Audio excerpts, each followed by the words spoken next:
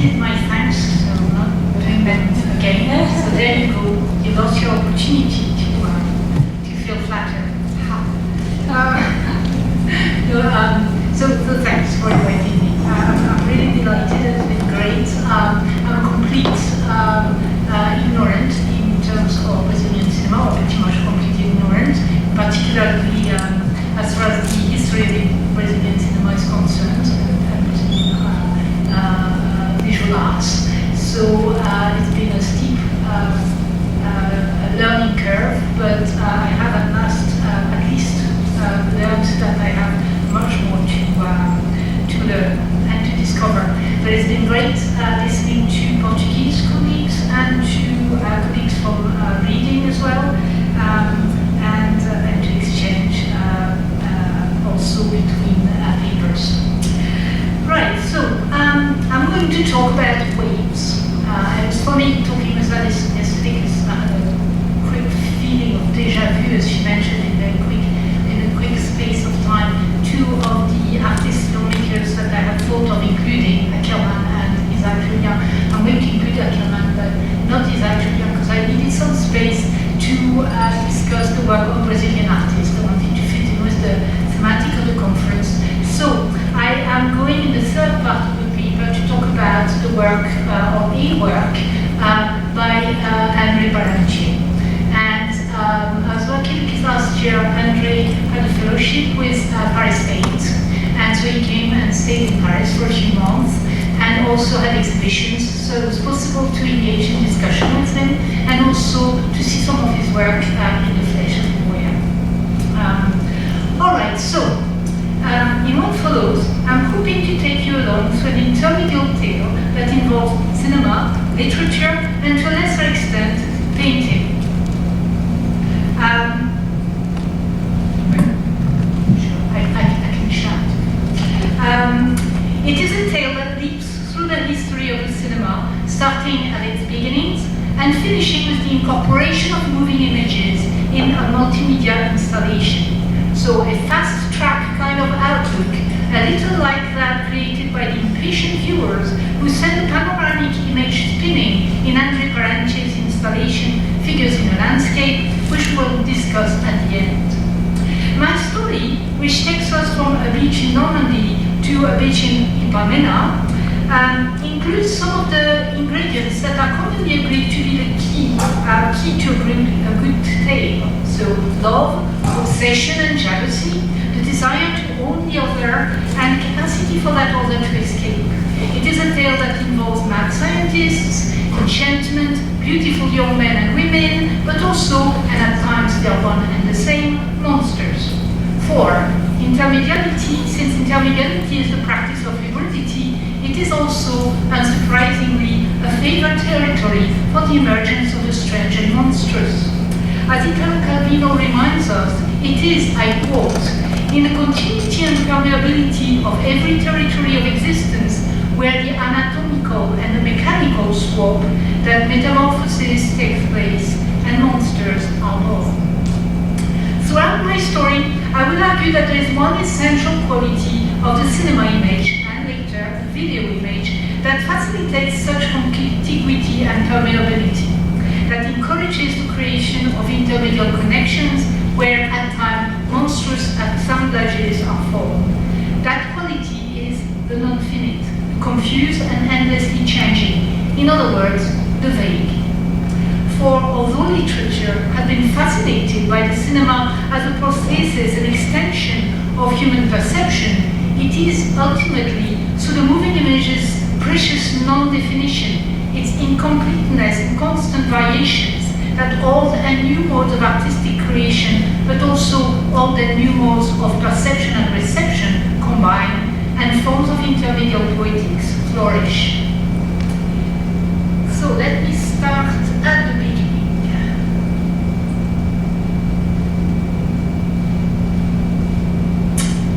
I start with a famous portrait of Etienne Jules Marie, armed with a chronophotographic gun on a beach. Marie's first chronophotographic film, shot in 1891, was entitled La Vague, the wave. It shows the sea crashing against the pontoon, the the raised water disappearing in a whirlpool of foam. What Mare was interested in was the possibility to create a precise graph of the movement of the wave. He therefore could see no point whatsoever in showing the images such as they were in public. The Lumière brothers, however, had no such reservations. Realizing the spectacular quality and the power to fascinate of the moving image, they valued it and set to exploit it to great success. So here it is, Bathing at the Sea.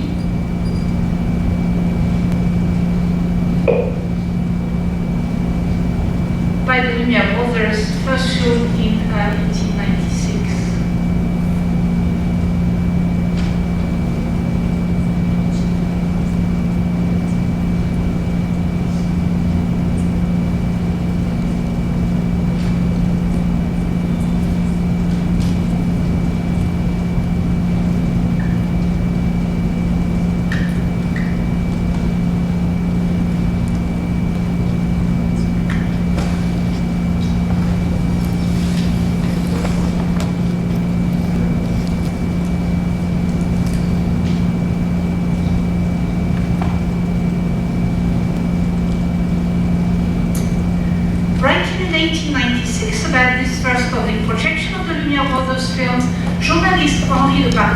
Attempted to put into words his experience of cinema's extraordinary treatment of detail and movements.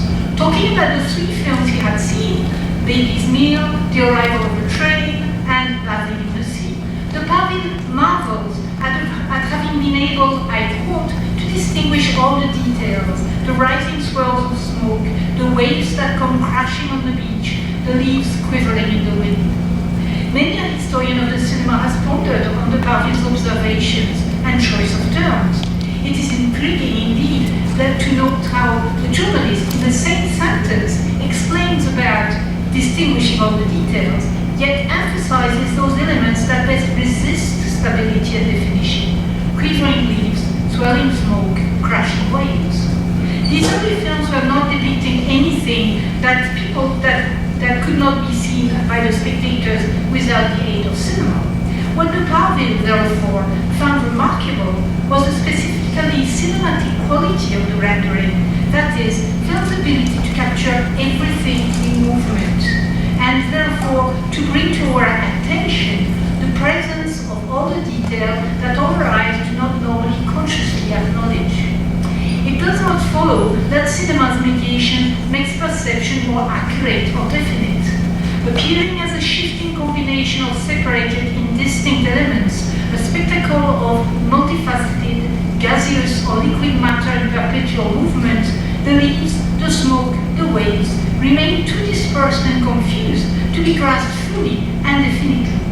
Rather than, as the journalist immediately intuits, for all its photographic objectivity, cinematographic vision allows for the indefinite to surface. It is a unique means of recording as well as expressing, that is representing, intensifying, the world's natural state of confusion. Vague, indefinite, yet full of detail. De Parville's description echoes Gottfried Wilhelm Leibniz's classic concept of the clear and confused. According to Leibniz's well-known refinement of the Cartesian concept of knowledge, although only scientific, fully rationalized knowledge is both clear and distinct, it does not follow that it is the only legitimate form of consciousness of the world.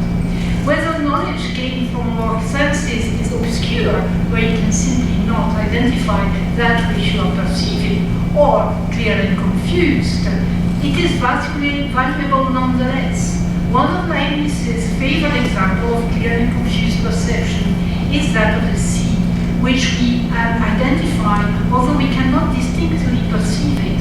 We hear the roar of the sea, made of all the crashing waves, and we identify it as the sound of the sea, Leibniz wrote, even though we cannot distinguish the sound of each individual wave. As expressed in de Parville's paradoxical observation about the Lumière films, what goes for the sound is equally true of vision. The Portuguese and French terminology gives additional force to the manifestation of the clear and confused as captured by the actual or filmed spectacle of For in French as in Portuguese, the word vague, or vago, vaga, has two related meanings. As an adjective, it is synonymous to indeterminate or indistinct. As a noun, it translates as the wave, la vague in French, vaga, though I know it's not very used in Portuguese. Though the etymologies are different, the meaning of the two words overlaps from the start. The adjective comes from the Latin vagus, something random, in perpetual motion, something indefinite or indecisive. The noun, on the other hand, has an Indo-European etymology that refers it to the ceaseless movement and endless transformations of the sea.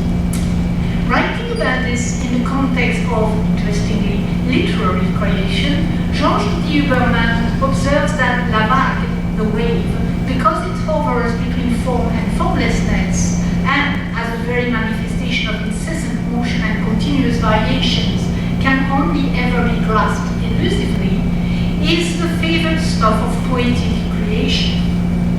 Didier Huberman's rapprochement of poetry, the wave and the vague, echoes the connection between sensory perception and artistic creation observed by Leibniz and his disciple and founder of the study of aesthetics, Alexander Gottlieb Baumgarten. For Baumgarten, art explores and cultivates the indefinite part of perception or experience, the je ne sais quoi. It is therefore in the realm of the clear and confused that it thrives.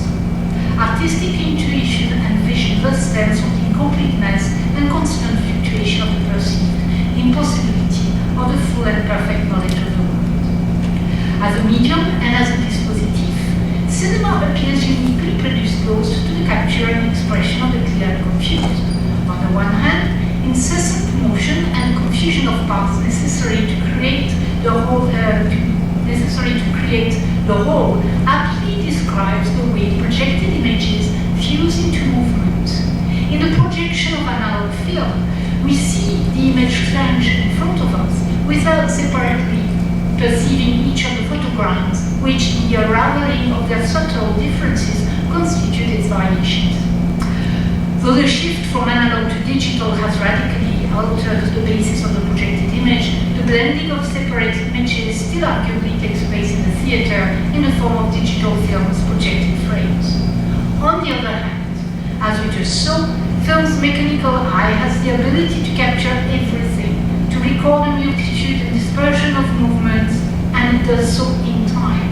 The infinite variations of the cinema image takes place both simultaneously and through duration.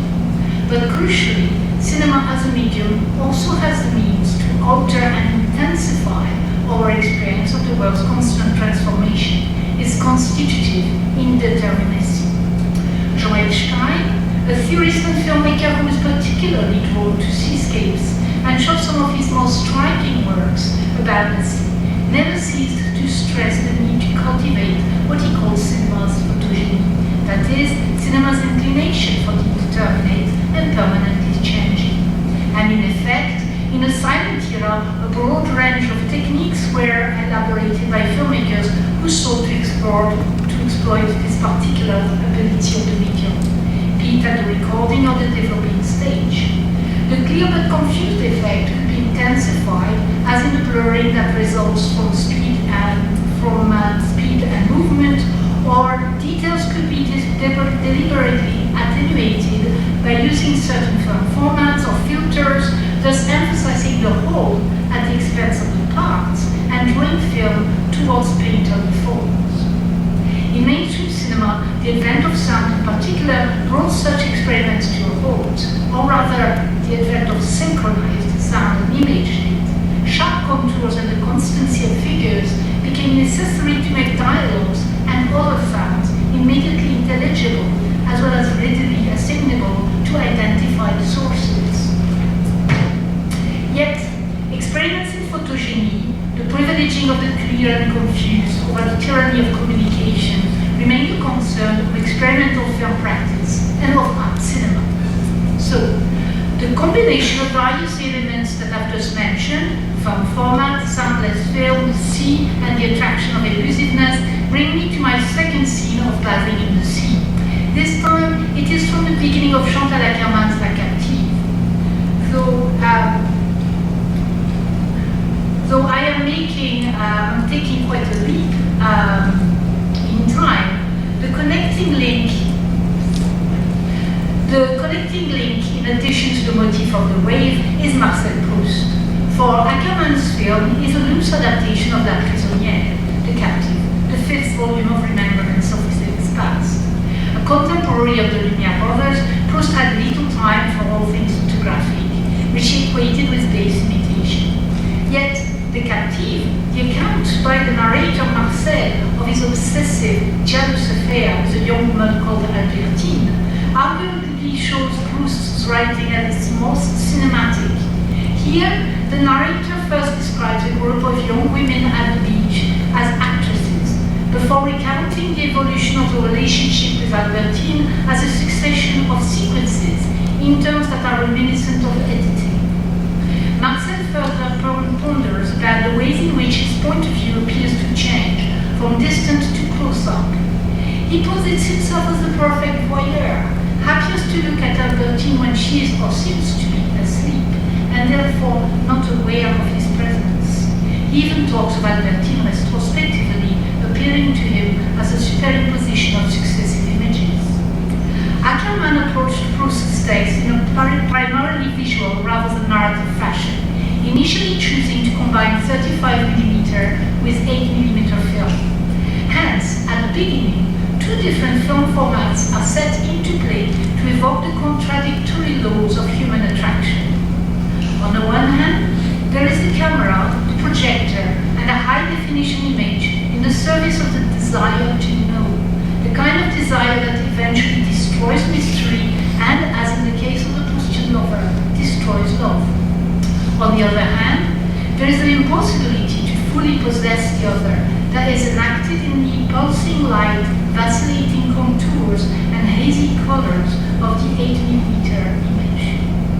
Here, as we will see, it's possible to imagine how Chantal Ackermann's cinematographic adoption, as she called it, adoption rather than adaptation, could have maybe created a simmer of interest in the writer, who was an admirer of Vermeer's paintings.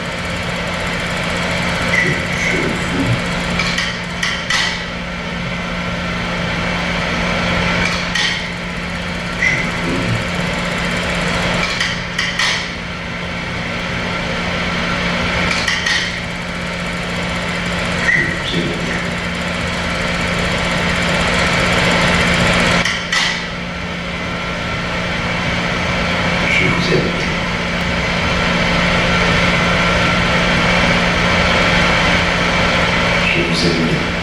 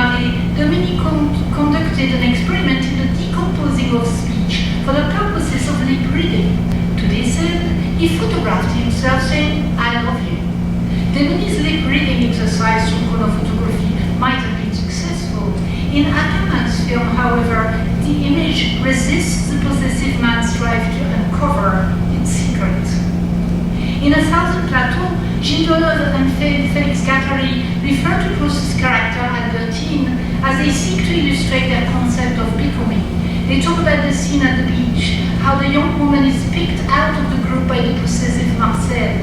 And cinema can do just this. Thanks to the close close-up, as in La Captive, the camera frames two and then just the one young woman's face.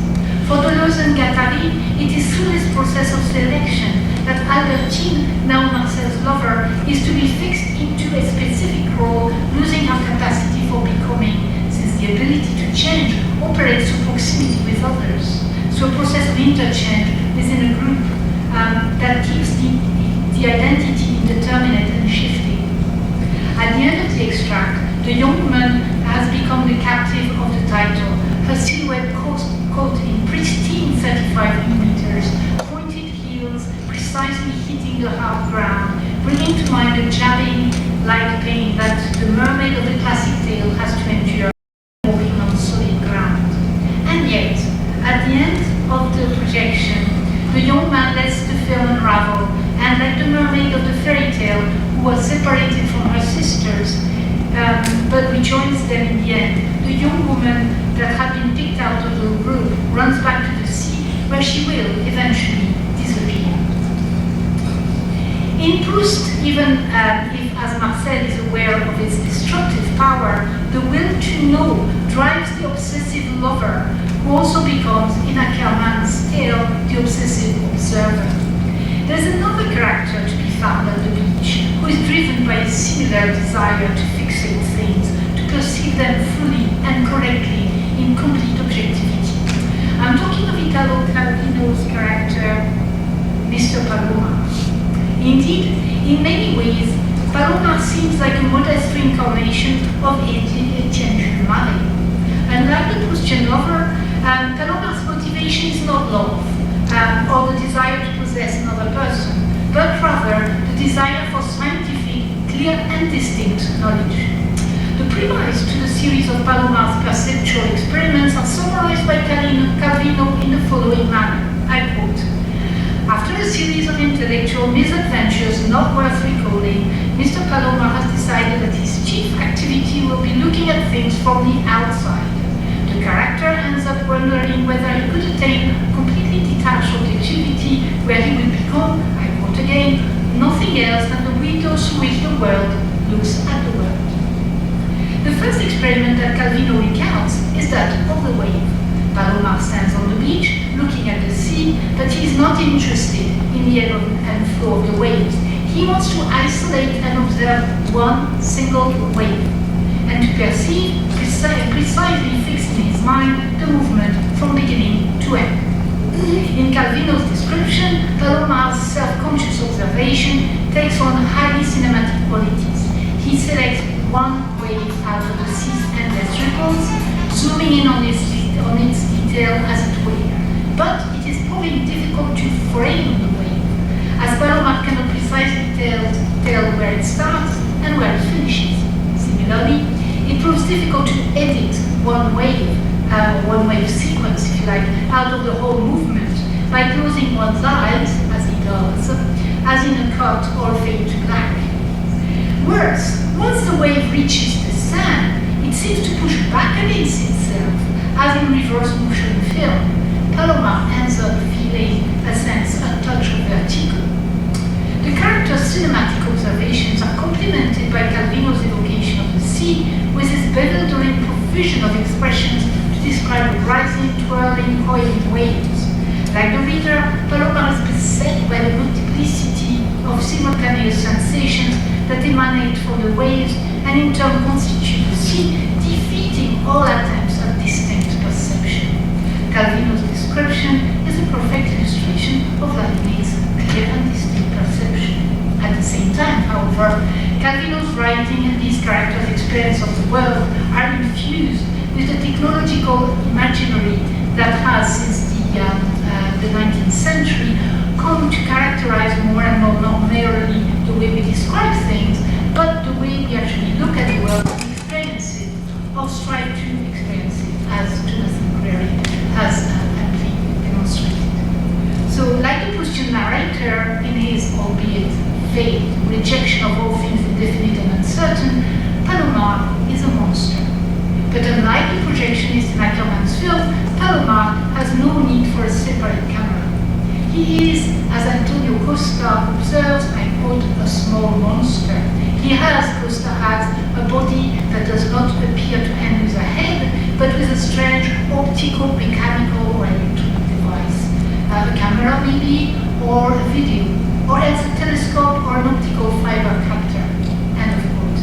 Costa relates Palomar's monstrousness to the rebound effect coined by Beugnet to describe the ways in which modern literature seized on creative strategies of the cinema. What happens when, in an ebb and flow movement, doubling up the rebound effect, the cinematic imaginary that once infused the literary imaginary comes back to haunt contemporary media? What if Palomar's experiment was recreated in the form of an optical dispositif? What would it look like? Well, it could maybe look like Henri Baranche's Figures in the Landscape, though the process would probably be more like Chinese whispers than rebound proper.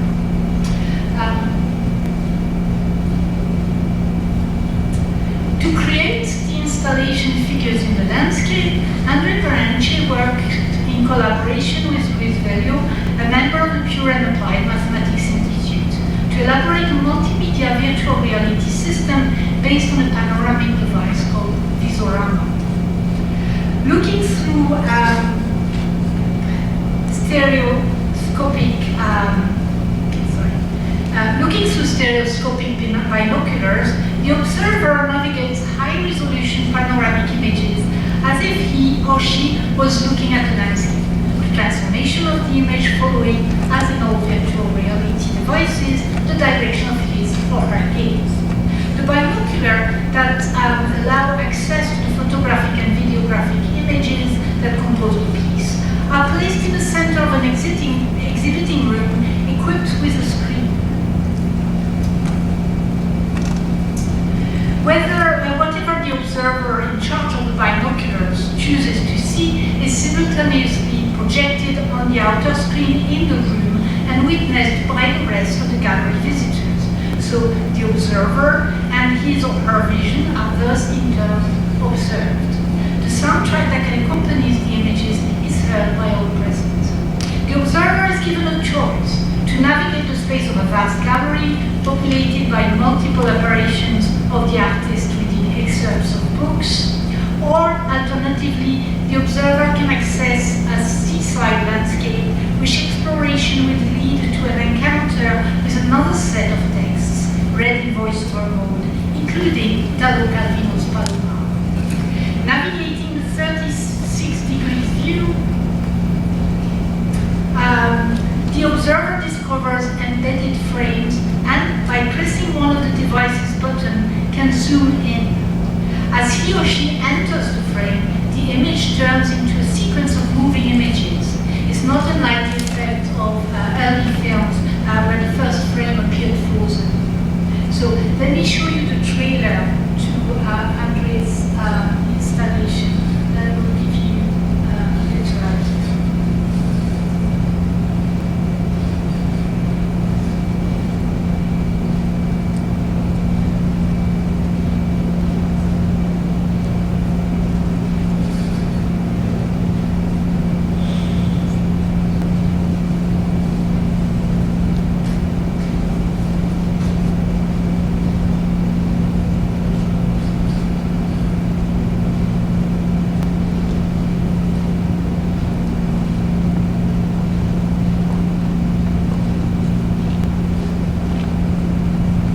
Espero não ter leitor seguido.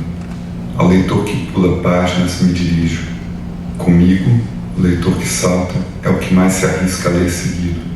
Leitor que salta, você vai me agradecer a sensação de ler seguido.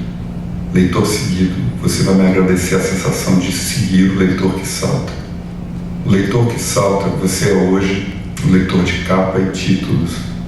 Leitor mínimo e realizado, que só lê a página de rosto e o título dos livros que circulam nos anúncios. O idiota, o processo, nenhum sem mil, em busca do tempo perdido, grande sertão veredas, Aleph, a invenção de Morel, a hora da estrela, o homem sem qualidades, cabeças trocadas, o sonho e a fúria.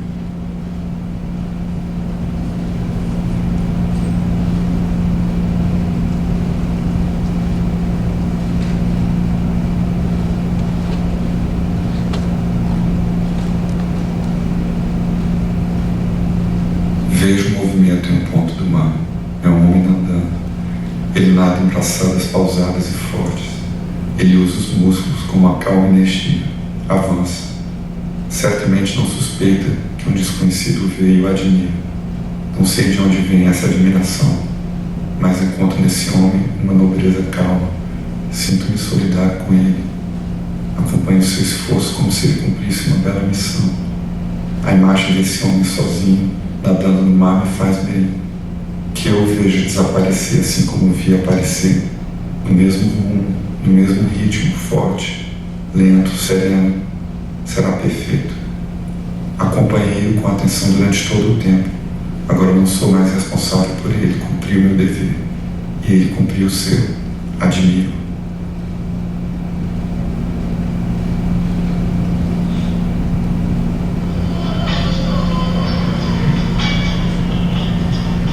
Preparação, não é patrão. Tá pegando essa foi o isopor, isopor. Sabe isopor não?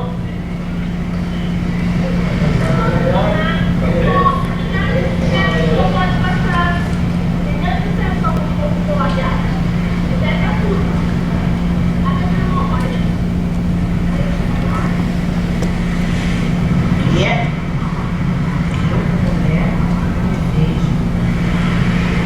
E aí, tipo, a gente ficava no quarto do cara, que tomava conta do nosso quarto, era super, sabe, certinho, não sei o quê. Aí tinha as pessoas ficarem vigiando se não tinha droga e tal. Amigos negativos, Aquele ali, aquela ali que tá com ele, é a amiga daquele de terra. Mas ela não sabe que esse aqui viado, Gary, homossexual, Sapatão. ela tô matando, todo mundo tá passando. Right, actually, it's been widely shown, so sorry for sounding arrogant, probably most of you have seen it. But as you probably know, Andre Barnche is a scholar of media archaeology, and therefore, in his work, he draws on a long history of intermedial encounters between literature and the moving image, as well as photography, painting, and cinema. In obvious ways, his immersive installation draws on the traditional dispositif of the people, while also recreating the spectacular painted or photographic panoramas and diaporamas both, a kind of immersive, spectacular installation he recently reminded me, and Ian Christie mentioned this as well, that the Lumière themselves had once invested in. On the other hand, his work engages with the latest technology. The observer then takes on a slightly monstrous or cyborg-like appearance that we may associate with Palomar, the little monster as Costa described him, or with the more familiar look of those who enter virtual reality. Yet, arguably more monstrous than the cyborg look of the observer is the effect of the double gaze. One person looks and selects, and others see through his or her eyes, as it were. So I'm not going to engage in any detail in issues of focalization or point of view, but I just need to recall a few things here.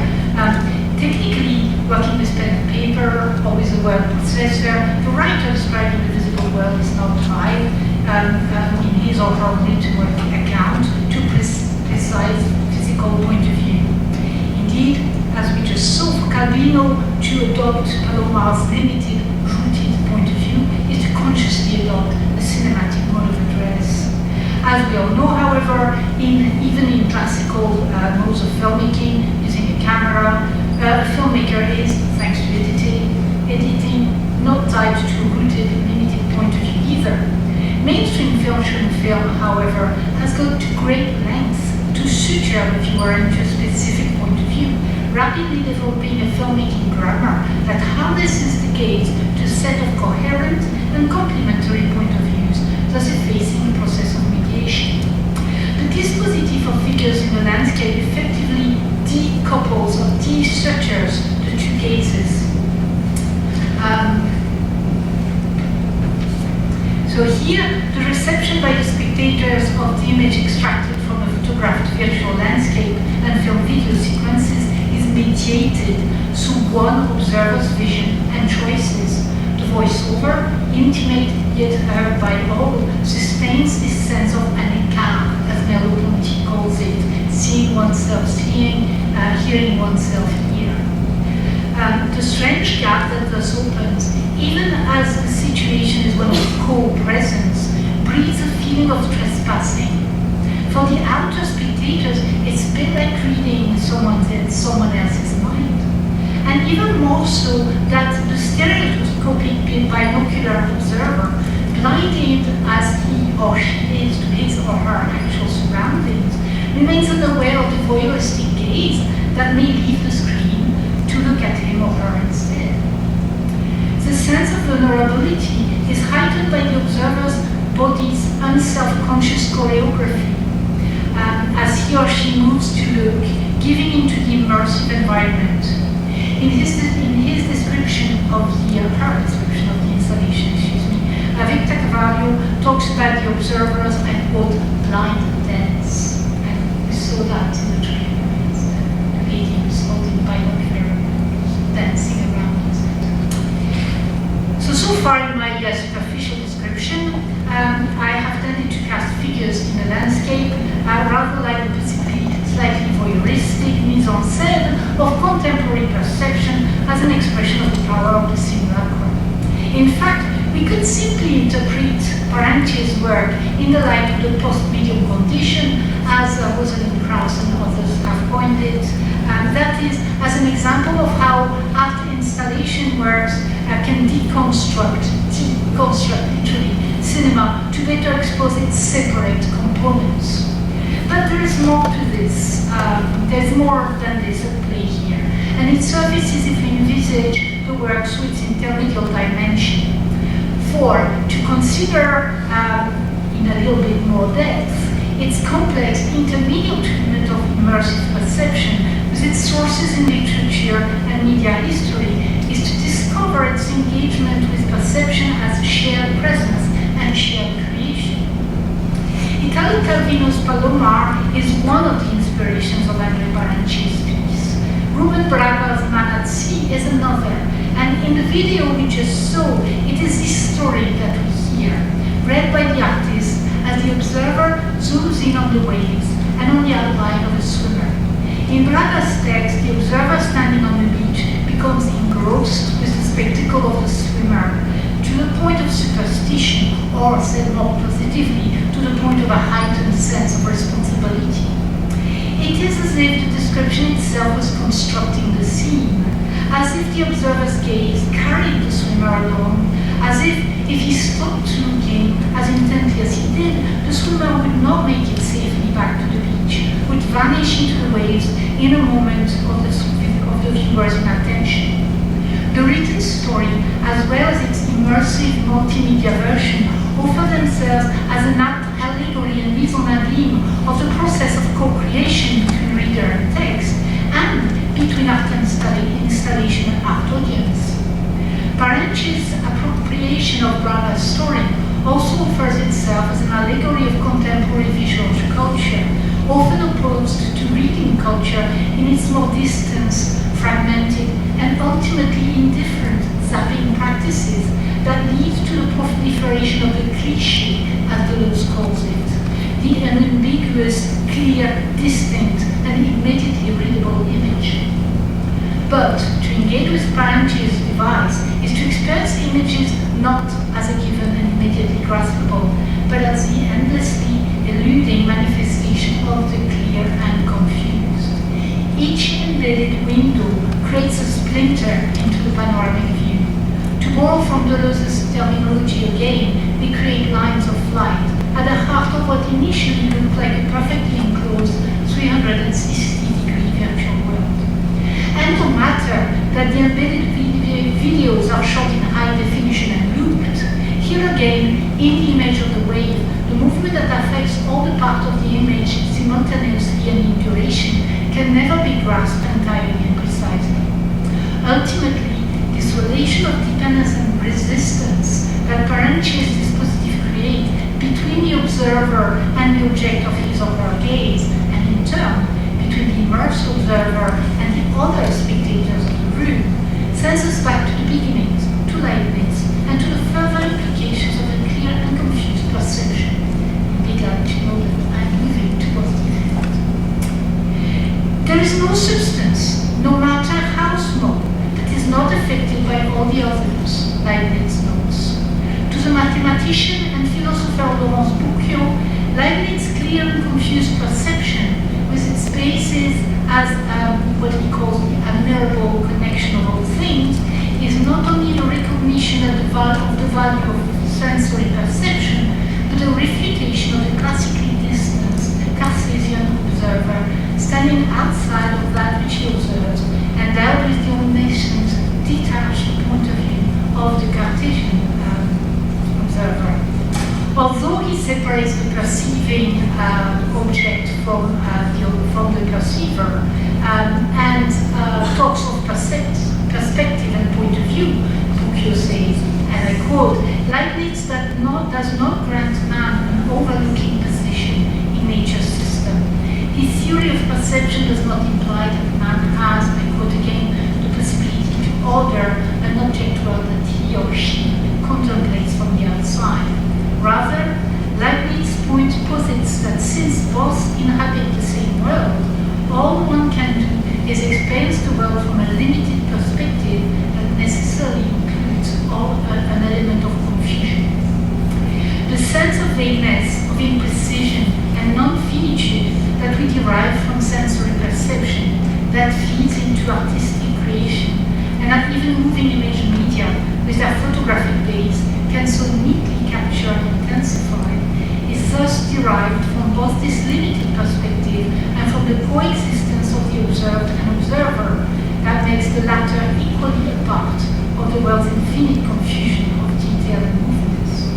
Hence, Boucquet concludes, the world that Leibniz describes ultimately resembles that which 20th century phenomenologist Merleau-Ponty describes, one which we inhabits, as Merleau-Ponty famously pointed, and, I quote, with which we are connected through our bodies. Like the observers, like the spectators, of the Lumière film Bathing in the Sea, made aware of the outer field and, by extension, of their own co-presence, by the delightful appearance and disappearance of the bathers moving in and out of frame. Like the projectionist in Ackerman's film, who cast a shadow in the corner of the film he watches. Like Mr. Palomar, who gazes at the film at the sea so intently that he starts to feel as unsteady as the waves. Or like the observer in Braca's story, which is with his heightened sense of co-presence. The spectators of figures in a landscape, whether they look through the device or sit around, partaking in the vision of those immersed viewers who perform the Visiorama's blind dance, are aware and made aware of their status as both observers with a limited point of view and simultaneously a part of that same world observed. The experience is shared, therefore, in two ways.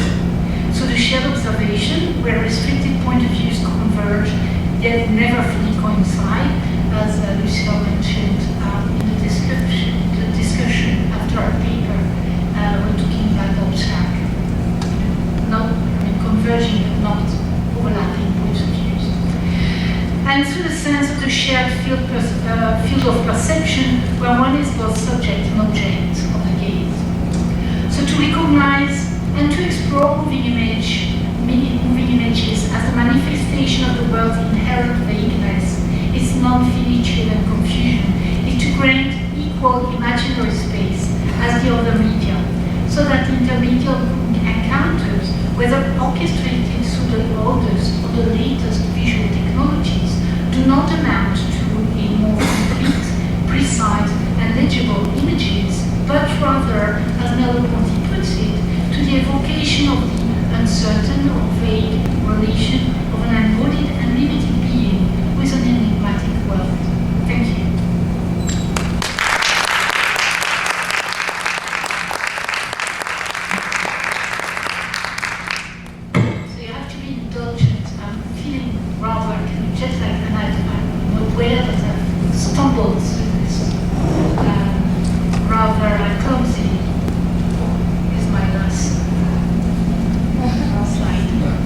thank you, Martine, very much.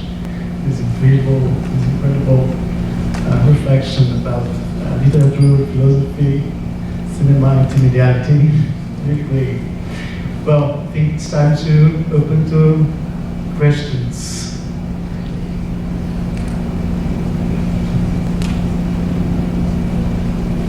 I have one. Well, there is a student who have been working with me about contemplating his work, and this film specific, well, not exactly a film, landscape, and I would like to know how to found his work and make this connection Chantal Wackerman film. You mean this media archaeology or Landscape, figures in the landscape? figures in the landscape.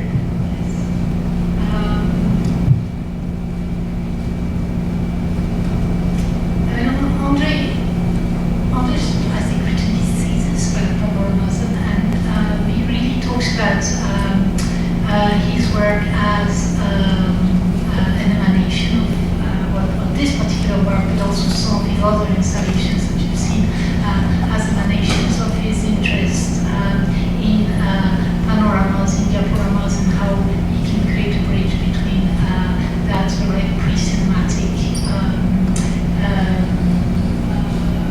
spectacular form of images and the latest technologies. I think that's what really fascinates him. I mean, at the same time, he was pleased to hear that it would be interwoven with kind of more general considerations about the relationship between film and literature and immersiveness as considered from one medium to the other.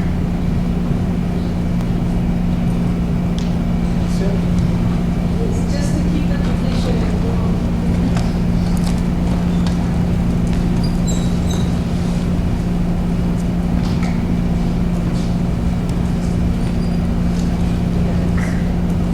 Thanks, Martine, for a very inspiring approach to the sea through the waves of man. Because this resonates a lot with some Brazilian traditions of images of sea, starting with Glauber Rocha's end of his film, his cinema novo masterpiece called, in English, very wrongly, Black God, White Devil, where the set-down, the dry set-down suddenly changed into the revolutionary sea. The fact that there are waves in that sea signify, or has been read by Ismail Xavier as the sign of, or the realization of the revolution, a social reversal that is aimed at during the film. Interestingly, this ending is inspired by Truffaut's Les 400 coups, the 400 blows, where the final sea is not wavy at all. It is completely peaceful, and Antoine goes in, changes his mind, and comes back. He, in turn, Truffaut was inspired by Vigo's La Talente, where the male character, after losing his wife, also considers killing himself in the sea, but comes back.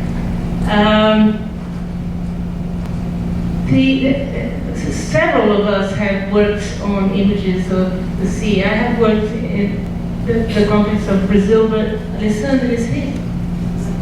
She's gone. She worked on images of the sea in the Latin American context. All this just to ask you whether these waves and this blurriness, this vagueness that you pointed out in those intermedial experiments have any social resonance, and if so, which would they be? Thank you. Yes, I suppose, I'm still kind of trying to also think of the relationship to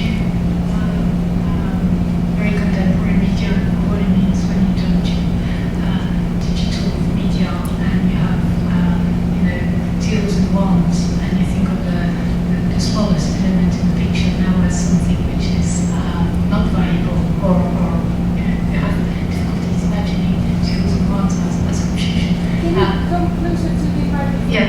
Thank you. But yes, you're right. I mean, it's present throughout the history of the cinema, and of course it is very present in Stein's films and in La Talente, both as an element of realism and of magic, actually. But yes, for Stein, the liquid element was absolutely crucial to his expression of that specific quality of the cinema, that variation, impossibility to fixate things. And for Einstein, it was particularly important because as he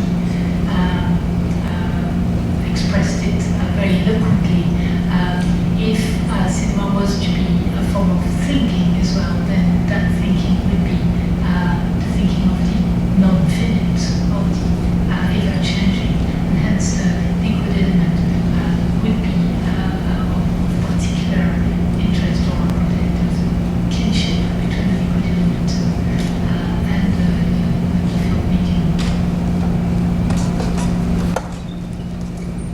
Marcelo, diretor.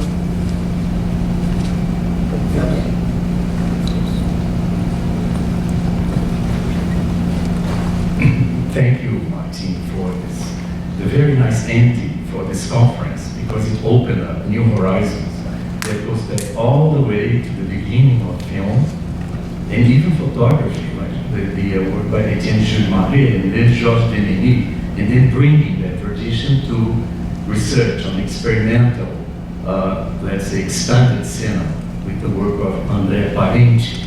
But I'd like to, I'm going to give you I'm going to write to you later the reference of this very important and very, it's an excellent Brazilian contemporary, also experimental filmmaker called Carlos Adriano from São Paulo, who has, in one of his films, he works with just 4 or 5 frames of what is considered the oldest Brazilian film still existent, and the images are the sea, just the sea. So what we have is considered the oldest Brazilian images still existing in Brazilian film comes from the sea.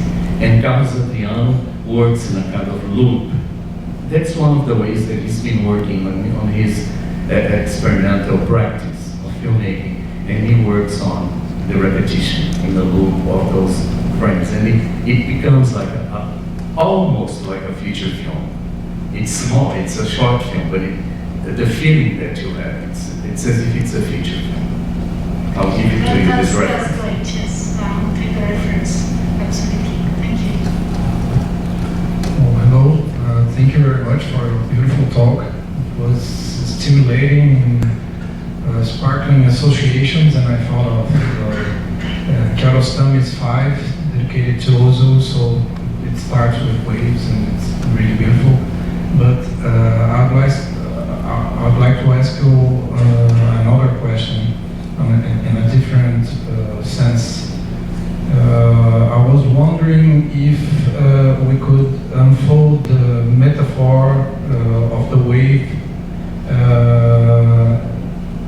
as you are working on it in this particular case. Also in its use to design, to refer to the electromagnetic waves of television, and I think there are some video art works that deal with that dimension in ways that are connected to that question of the clear and confused sense of art. So I would like you to comment on that, if possible. Thank you. Actually, there'll be some people commenting on it in a much more intelligent way than I'm going to do it now, because in the volume of collected essays that I'm putting together with Alan Cameron, Indefinite Visions, there are people talking about the glitch, about electronic waves, and the idea of one of the ideas that is being discussed in the essays in Indefinite Visions is how the latest technologies, including electronic and digital technologies, do not signify the end of chance, of hazard, of error, and indeed how they are predictive errors, and how these predictive errors mean that we can still work with, that are still within the clear and confused, and that the digital is, and the electronic is not at all close to that. So yes, I agree, it kind of like extends to that, and it'll be a question of working one's way between what is just a chance element and what becomes productive chance and what becomes then part of artistic creation. And hopefully the essays will help kind of outlining or mapping out that particular field.